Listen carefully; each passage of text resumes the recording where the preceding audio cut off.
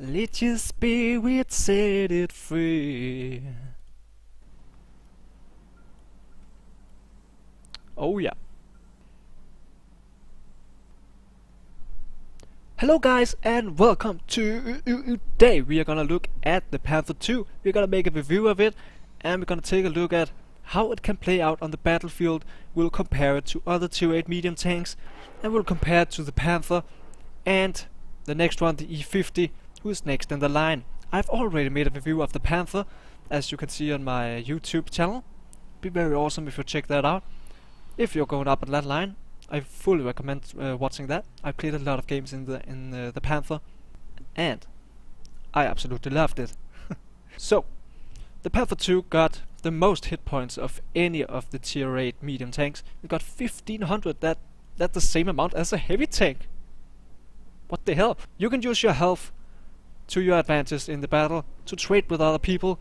This tank got excellent rate of fire, excellent penetration, and really good accuracy for a tier 8 medium tank. So let's start off with take a look at how it looks when you get to this tank. You start off with this horrible gun, which is the same you used on the tier 6, the VK3002M.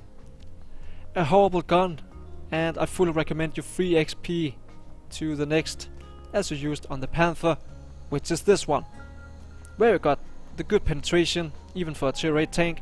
No alpha damage, well, suck it, but it won't require much experience. All you need, I believe, is the turret, and then you can get to this gun. I think you need about maybe 35,000 to get to this gun. It is really not that much for a tier 8, I have to say. But this gun is absolutely amazing. I really love this gun. It is probably the best gun I've ever tried on tier 8 medium tank. I have tried a few medium tanks when it comes to that. Alright, so it's an 88mm. It got really good rate of fire of 8.22. That means for me a reload time on approximately 6 seconds, roughly.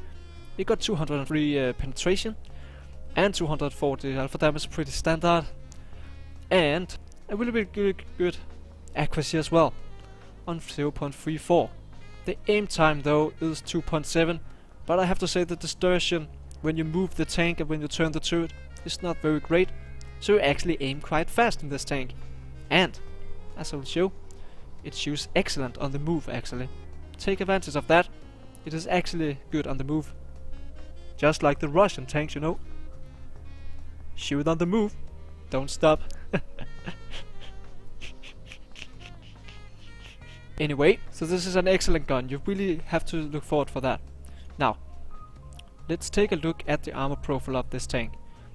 It says it got 100mm at the front. I believe that is only the upper plate. But the upper plate is actually quite good when it's angled like this. Pretty good. If they hit this, they will probably bounce. Unless it's over 225 penetration, it will go through anyway, I think. The turret is quite bouncy if they hit the side, but the cheeks, as you can see, are completely flat and will penetrate you every single time. So, hope that they will hit your upper plate. And if you angle like this or something, hope that they will shoot your tracks, because your tracks are actually quite big. And I think they got quite a lot of hit points, so they're likely to only track you and not damage you at all, which I fully recommend, and I will show you later on in some replays. This tank got 60 armor in at the side. That's pretty good for a medium tank, so you can actually side scrape a little. I do that a lot, and I actually do a few bounces now and then. Don't expect it, but you can always be lucky. If they hit the side, it will sometimes bounce. Another thing I have to mention though is that the engine is stuck at the front, and if you get shot in the lower plate, you are most likely to get your engine damaged. It doesn't get set to fire that much, but the engine will get damaged from now and then. So be a bit careful about getting shot in the lower plate. It's better they shoot your tracks or something instead of taking out your engine, because the tank is not the fastest tank in the game. It got pretty good engine, as you can see, 700 engine horsepower, and with a 20 chance on fire. So be a little bit careful. Carry a fire extinguisher, fully recommend that. But the thing is that the tank is actually quite good. It got 55 kilometers top speed, and it's an excellent rammer because it weighs quite a lot, 54. That's pretty alright. I usually only recommend ramming light tanks and lightly armored tank destroyers, but it is actually pretty okay, and downslope it can gain a decent speed, I will say. So if we take a look at my crew at the moment, I got a whole new crew, and there's a longer story about that. I take repair as my first skill. I would change to 6 sensors as soon as is possible, and I will definitely go for repair first, and go for snapshots afterwards for this guy, and for the driver maybe go for clutch braking or smooth ride, or maybe off-road driving should be pretty good. This tank is actually not very good on soft terrain, and it turns quite slowly. But on hard terrain is actually quite good. Got pretty good. Pretty good movability actually. And now let's take a look at the equipment. My weapon of choice is, of course, the gun rammer. I will take ventilation on this tank. You can take optics, you can take gun lane drive, but I think the aim time is not that big of a problem. The view range is base 390. You can go for optics, you can go for vents. I prefer vents on this tank. And of course go for the vertical stabilizers, because you will always want that on a turreted vehicle. You will aim faster, you will get a smaller aim circle almost any time. So I fully recommend that, and this is my outload. So I think now it's time to a good comparison, isn't it? Let's take a look at how it does compared to its even men, other tier 8 mediums. So here we are, let's take a look at 3 medium tanks at tier 8. I have picked the Centurion Mark 1, the Panther II of course, and the Russian T-44, and upgraded them fully.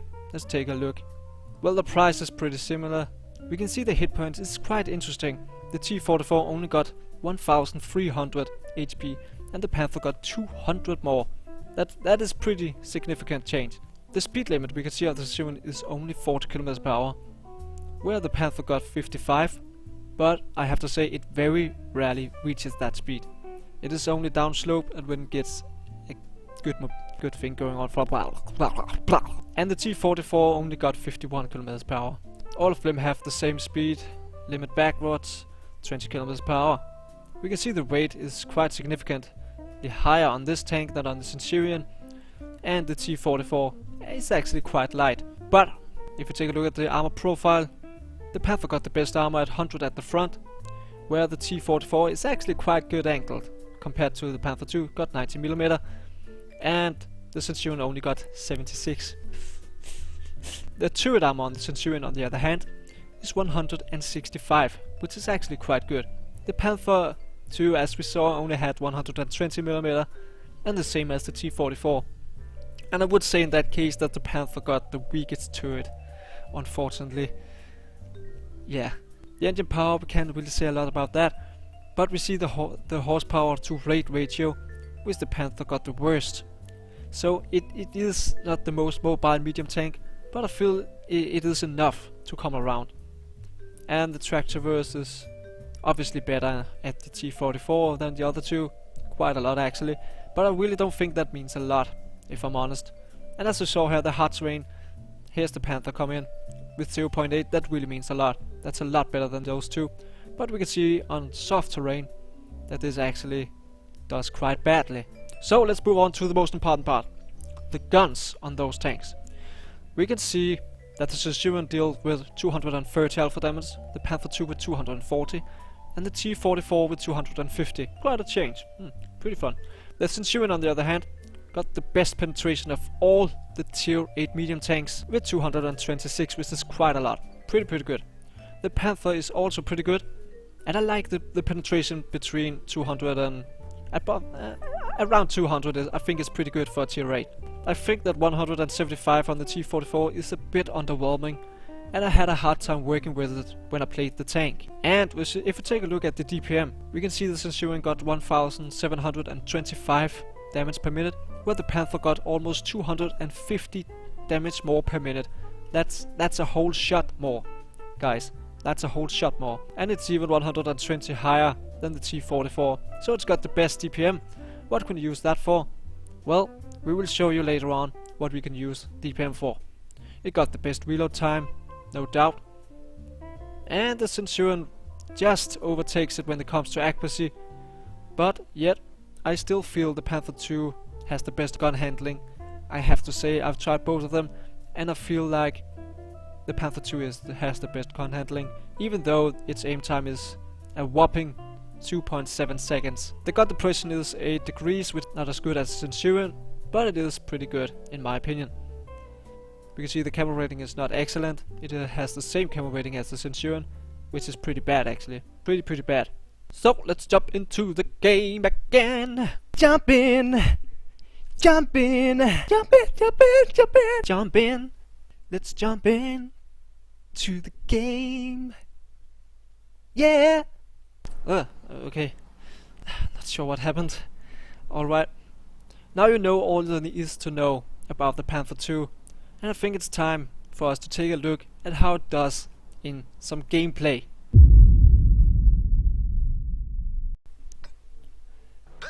So here we go, the first game in the Panther II.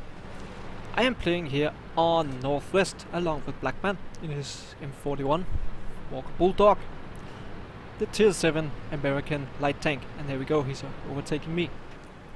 Now let's take a look at how it does upslope. It can keep good track with the Type 58 and the VK30 with 1P and the Digger Max. It's not that significant. It is a bit sluggy sometimes, but you will get used to it.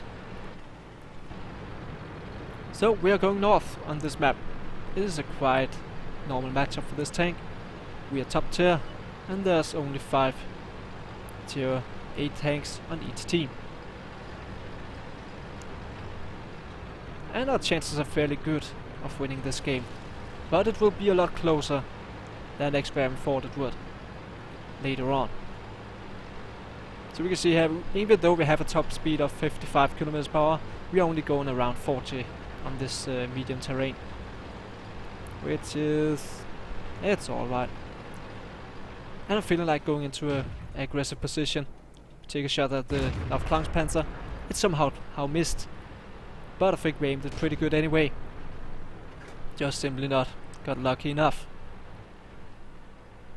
So moving down to take another shot at him. He stops. We can see here the aim time is a little bit of a problem, but German accuracy sent it right into his turret, even though it's quite small. And I make a bit of a misplay here. I had a shot through that gap over there, and I didn't take it. That was a bit bad play, I have to say. But we are moving along. I want to keep some pressure up on this flank. I can see most of the enemy team is down south, devastating our team at the moment. So I really thought I had to work quick. And we have found a tier 7 and a tier 8 tank. And the Cloud Panther only hit our track. So no damage taken. And we have found a KB4, a T150 and a T25-2. Actually quite balanced, but we are only a Type 58, Blackman over there, and me in the Panther. So I'm taking a shot into the lower plate of the KB4. He's not looking at me. Gonna take another one. This excellent rate of fire makes it possible for us to put shot after shot into him. Oh, he's just fired. I really thought he fired at the Type 58. I guess he didn't. But we can fire at him twice every time he fires at us. And I simply just go forward, wait for myself to reload, and see if I can side script out again.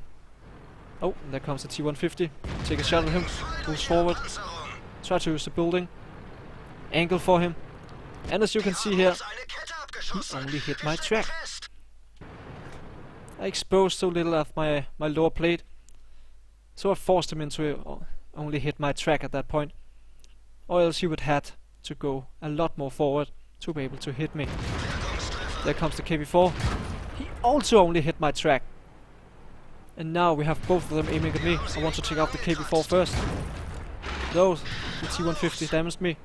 But we take out the KB4 with a shot into his cupola. Now we can see Blackman are going for the T25-2. And I'm putting pressure up on this T150. Trying to side scrape here. We got a shot on his lower plate. He can't shoot us. I angle again. And we actually bounced that shot of the T-150. Even though he got 167 penetration, we managed to bounce when he hit our upper plate. And here we finish up the T-25 too. And we took out 3 enemies. Actually 4 enemies, make that 4. And we only lost 1. Pretty good engagement. And we still have 864 health left. Pretty good actually. But the game is still close. It is on. We are in front with 1 tank. But they still got 3 tier 8 tanks left. And we only got 2. So me and Blackman are moving along. Down, see if we can help our friends before they take over our base.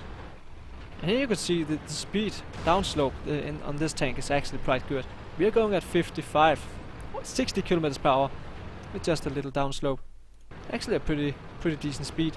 And now we are actually keeping those 55 kilometers per hour. If we can get the momentum going, you can actually go with a pretty decent speed. And that is pretty good for a tank that weighs 55 tons. So my plan is to go over here and flank the Super Pershing. Hope that he have advanced a little bit so we can get some side shots. But let's see what we can do. We're still moving at around 40-45 kilometers per hour. Pretty good. And the game is still pretty close. I make a bit of a mistake here. Thought that I could shoot at the Super Pershing and pull back, but the poor engine power makes it hard for me to go back. I decide to repair my track. I don't want to trade with him. He got a lot more health than me. And with my angling here, he would be able to hit my lower plate over and over again. So I want to have nothing with that. I really hope he will advance. Seems like he don't want to. I'm trying to find an angle of approach. I don't have 6th sense in this tank, so but I assume I'm spotted at this point. So I want to make it look like I'm going this way. I want to spot the Super Pershing again. There he is. I don't have a shot on him because he angles really well. And I will expose too much. If I was to have a shot on him. So I decide that this is not an engagement for me. We are down by 1 tank now. We only have a tier 6 tank destroyer, Blackman, and an AT-15. That is all the way over there. So what am I gonna do? I'm gonna see if I can flank those guys. And I'm pretty worried of getting flanked myself. And there we see there's the Tiger 1. Let's take a duel with another tier 7 tank. We bounce the first shot. Use the excellent rate of fire. The next one. I ramped him here, maybe a bit bad mistake. But we secured that we could one-shot him with the next shot. And it looks like a good idea because we are getting flanked by a nice 3 and a KV-5 in a few seconds. So it's good for me to be ready. I decide to take up the fight while Blackman and the AT-15 will cap. So I will hold on as long as I possibly can. Trying to use the building as my cover. He has 3 exposed to too much of himself, and we use the lovely precision of the gun to put a very secure shot into his track, taking him out. Now I'm afraid of the KV-5. Where can he be? Where can he be? I'm moving forward here. Try not to knock down the building. And a catastrophe, he's going right to us. He take out my engine. I have nothing to do but to trade with him. And unfortunately he took me out. I got caught right in the open and he was able to take me out. A bit unfortunate. If I had knew that, I could have done something. But we had a pretty good game anyway, and we're gonna speed it up here. And we see here that Blackman secured the game for the team. And I think even though we died, we had a good role in the game. We killed 5 people, and we secured the northern flank and came back to defend over on this side, and it was absolutely just enough time so the AT-15 could kill the T-29 and Blackman could cap and secure the win for this team. I think it's time to take a look at the post-game stats. So, here as we can see, we only managed to get the first class in this matchup. It was a pretty alright game. And I think I showcased some of the things you could do in the Panther, armor wise and side scraping wise in this game. And we used the excellent DPM and rate of fire to take out some very dangerous enemies quickly enough to be able to take care of some others. We got the high caliber as well, and it was pretty alright. We secured this game. We died unfortunately, but we managed to do almost 4,000 damage in a tier 8 game, which is pretty amazing. We picked up 5 kills, which means we killed the one third of the enemy team and got 1,241 experience for this one. And we still made 32,000 credits, and that is pretty alright. We used a bit extra on ammunition. I have to say I loaded a premium round for the KV5 just in case that he would face me like that. It wasn't really needed, but I did it anyway. We actually managed to block 1,300 with our armor, which is almost the hit points of our vehicle, so that was actually pretty good. We fired 20 shots, in which 19 hits, and 18 of those 20 penetrated. Pretty good result, I have to say. So, this was the first. Let's take a look at the other game in this series. So here we see we're playing on the Panther again, of course. It is again tier 8 match. So, we are playing on Sigfrid line, we have to attack. We got 60% chance, but we will have to do a lot more, as usual. This is, you know, teams. And I'm playing with Blackman, which is playing in his Objective 416, the Russian tier 8 medium tank. So I'm gonna start off with some sneaky work here. Oh, we spot the Borsig. He clearly spots me. We take a quick shot at the Chaffee. You can see we were able to quickly turn our turret and put a secure shot into the Chaffee. Pretty good work there. I'm looking for some gun depression, see if I can get this Tiger in any way without taking damage from the Borsig. The gun depression isn't the biggest issue in this tank, but 8 degrees can have its limitations. Put a good shot into the Tiger. Still looking for the Borsig, don't want to take a shot right now. Looks like the Tiger has pulled back. So I think this is not the engagement for me, I want to do something else. See if I can put some pressure up on this Borsig. I really want him to fire. He did. Oh, and there's a VZ 111. We don't wanna deal with that guy. Got some deadly penetration. Oh, not penetration. Alpha damage 390. We don't wanna deal with that right now. So I think like this flank over here is pretty much locked down. There's nothing I can do. Instead I want to engage the IS-3. Seems like I didn't have the shot at the moment. So now we have used 20% of our time in this assault. So I have to move on quickly. I decide to get into the town. See if I can do some weight work there. And immediately we spot the IS-3, which is actually hold down. I know it has a weak point at the top of the tank, so we have to use the great accuracy, the great German accuracy, to see. I really want to pass him, but don't want to get shot in the side. Aim another shot, and it went right into the top of his turret. Pretty good result actually. But actually I feel like I'm wasting time at the moment. I still need to put at least 4 shots into him before he dies. And the chance of me doing that at that distance is not that great. Might want to take another shot at him. Ah, it went over him. And I feel like, no, this is enough. I'm gonna go for it. I'm gonna flank those guys now. That was my plan. This game is pretty close and the time is running away from me. So I wanna engage those guys. Take a quick shot at the 111, pull back, and he doesn't get shot. Looking for another shot. He's aiming at me. Trying to side scrape, but we don't quite have a shot because of those pillars. So I'm thinking a bit what to do right now. Want to engage this guy, waiting for the Tiger 1 to flank the guy. And I kind of want to know where the Borsig is. Oh, and there we go. The Borsig is trying to flank the Panther. I'm gonna make a stop for that. I'm gonna stop that guy. You see, we got just the outside of the track. We track him, and now it's up to the great rate of fire to hold him in place. Put another shot into him. Oh, the tiger's actually not blocking us. Put another one into him, and we secure him with this shot, taking him out of the game. A very dangerous tier 8 tank destroyer. And I'm gonna try and protect the Panther, or the tiger it is. We angled a little bit too bad there. He took out our engine. That was what I was talking about, that the engine is really vulnerable in that tank. The VZ took out the tiger, but we managed to track the guy and damage him as well. And now again we're using the rate of fire to take him out, just as he repairs his track. That wouldn't have been as easily in the Centurion, I have to say. So it's still close. It's 10-11. It's 4 versus 5.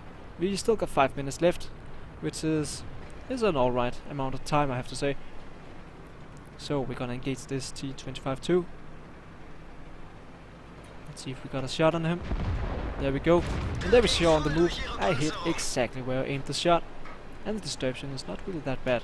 I kinda wanna engage this guy, but I saw the E-25 was last spotted out in the field, and I don't wanna engage him while an E-25 is unspotted out in the field. So I'm actually heading back. And it's a pretty funny looking one, this one. We can see the enemy got all the rest of the map, but we got their side, where they were started off. Pretty funnily. And now it's me and an IS-3 versus 5 tanks. So what are we gonna do? Well, either we have to cap or kill the enemy team. So I think I'm gonna put some pressure on the cap. We spot an IS-3. Oh, I'm trying to get to cover as quickly as possible. Oh, and if we spot the Nason as well, he somehow hasn't seen me. So we're gonna take a shot at him. And the IS-3 took him out. Pretty good result. And there we go, we know where the IS-3 is. There he is, I'm angling. And we actually take no damage there. We actually angled pretty well. And we're going for the tracking shot. Unfortunately we didn't track him with the first one, but the IS-3 did. And we're gonna put another one into him. Secure. Oh, and the IS-3 missed. Looking for a tracking shot again. Poorly aimed, but we managed to penetrate him anyway. That wouldn't have been as easily if you only got 175. And there we go, a clutch shot on the Hellcat, taking him out. And there you saw the dispersion when you turned the turret. It's not really that dangerous. T-25-2, oh, just a little bit too late. Gonna engage this T-25. We can't really... There you see, he actually bounced a shot. And we don't quite have the rate of fire, even though it's good. Doesn't have the rate of fire to take him out. But there we go. Put another shot into him. We've only taken one hit from him so far. Go for this T-25-2. It's looking pretty secure at the moment, but I want to keep the aggression up. We have to secure this game in less than 3 minutes. So I'm looking for some side scraping here. I hit him, he hit me. He's shooting APCR at the moment, which got excellent penetration. So I'm not really going to bounce anything. I managed to track him, holding him in place. He repairs and pulls back. And now the IS-3 have had time to flank. But where is the E-25 gone? Where is the E-25 gone? If we were in the T-44, we would only have had 177 health left. Only enough to take 2 shots from the E-25. But with this we can take almost 3 shots from this guy and still survive. So it's actually pretty good. I'm going to try to cap. Oh, there's the E-25. Put a shot into me. I can still take a shot from him and still survive. Something you couldn't do in the T-44. Only might do in the Centurion. The IS-3 take the front. Gonna put a good sniping shot into the upper plate of the E-25. And the IS-3 secured and killed the guy. So there you saw, the Panther II is actually pretty good brawler in my opinion. We didn't bounce much this game, but I think we angled a little bit badly there. Took some shots into our lower plate, as you can see, but nothing on the upper plate penetrated us. Actually a pretty good result. I think it's time to take a look at the post-game stats. So here we see we finally got the mastery badge in this tank. It took around 45 to 50 games to get this, and I'm pretty happy about it. This was the best game I've had in this tank so far. We managed to get the Confederate and the high caliber again. We managed to take out 3 enemy vehicles and do almost 5,000 damage in another tier 8 game with 1,340 experience, and actually twice as much as the second on our team. Pretty good result, if I have to say. We used the great rate of fire again and managed to 26 shots fired, 23 hit and 23 penetrations, which shows that it actually got pretty good reliable penetration and a very accurate gun where you can aim at weak spots and penetrate every single tier 8 tank in the game. And also quite a lot of tier 9 at the front, but I feel like tier 10 you still have to get the side or the rear, which can be quite challenging, but you got a pretty good sniper gun here, which you can use from a distance as well, even though I like to brawl in this tank. We made a whopping 53,000 credits in this game, and this is not a premium tank, this is a regular Panther II, and it is actually quite a good amount of money, and we only spent 6,000 on ammunition. And that is really all I have to say about this tank. It's pretty good actually. I didn't expect much when I first started off with it. I feel like it was a bit underwhelming. I thought it would be slow as hell and the gun would be maybe a bit underwhelming. I really thought it was gonna be too big for a tier 8 medium to do something. But I'm actually quite surprised over the mobility and the bounciness it really has. Pretty good at side scraping, at least against equal tier and lower tier tanks. It can take out pretty easily. And with a good rate of fire and the reliable gun handling, I absolutely love this tank and I fully recommend it. And as we know, I will soon get the E50, which is the next tank in the line, and it would get only better compared to this one tier for tier in the game. The E50 will be one of the strongest tier 9 mediums in the game, along with the T54A1 in my opinion and the regular T54. And we will take a look at that in the future, I promise. We'll get an E50 review sometime in the future. But for now, all I have to say, thank you for watching. If you liked the video, please give it a like. I would really appreciate that. And make sure to subscribe if you want to see more of this kind of stuff. So that's all for now. Take care and I see you around.